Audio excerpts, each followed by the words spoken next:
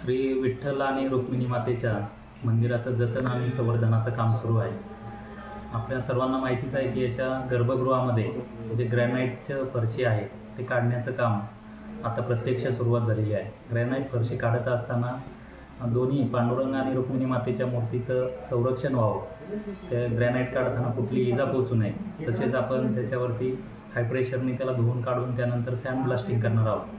ते करता वेळेस त्याची सुरक्षितता आपण प्राधान्य देऊन त्याच्याभोवती श्री पांडुरंगाची मूर्ती आणि रुक्मिणी मातेच्या मूर्तीभोवती डबल लेअरचं काचेचं बुलेटप्रूफ काचेचं आवरण लावलेलं आहे आणि त्याचं काम आता पूर्ण झालेलं आहे।